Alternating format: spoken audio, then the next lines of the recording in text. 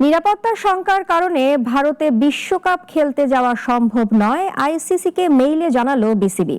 BJP নেতা ও হিন্দু ধর্মগুরুদের হুমকির কারণে আইপিএলের ফ্র্যাঞ্চাইজি কলকাতা নাইট রাইডার্স ছেড়ে দেয় মোস্তাফিজকে। তাই নিরাপত্তা আশঙ্কায় ভারতে খেলতে না যাওয়ার এমন সিদ্ধান্ত বোর্ডের। বিজেপি নেতা ও হিন্দু ধর্মগুরুদের হুমকির মুখে মোস্তাফিজুর রহমানকে আইপিএল থেকে বাদ দেয় বিসিসিআই। তারই পরিপ্রেক্ষিতে শনিবার রাতে বিসিবি পরিচালকেরা অনলাইন বৈঠকে বসেছিলেন। তখন বিসিবি পরিচালকদের বেশিরভাগই কঠোর পদক্ষেপ না নেয়ার বিষয়ে পরামর্শ দিয়েছিলেন। তবে এমন ইস্যুতে কঠোর মনোভাব পোষণ করে প্রতিক্রিয়া দেখায় অন্তর্বর্তী সরকার। ভারতে খেলতে না যাওয়ার জন্য বিসিবিকে নির্দেশনা দেন যুব ও ক্রীড়া উপদেষ্টা আসিফ নজরুল। এরপরই ঘুরে যায় মোড়। রোববার দুপুরে আবারও সভায় বসেন বোর্ড পরিচালকরা।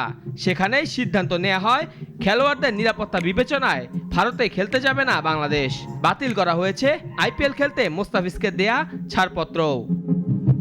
বিকেল ৩:২২ ক্রীড়া উপদেষ্টা আসিফ নজরুল ভারতের দল না পাঠানোর বিষয়টি নিশ্চিত করেন।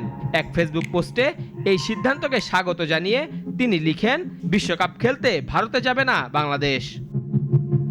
রাজনৈতিক নেতাদের চাপে পড়ে মোস্তাফিজকে আইপিএল থেকে সরিয়ে খেলার মাঠে রাজনীতির বিভেদ রেখা টেনেছে ভারতীয় বোর্ড। সেই রেখা আরও বড় হলো, যা পাল্টে দিবে উপমহাদেশের ভবিষ্যতের ক্রিকেটের চিত্রটাই। মেহেদী হাসান মুন্না, নাগরিক।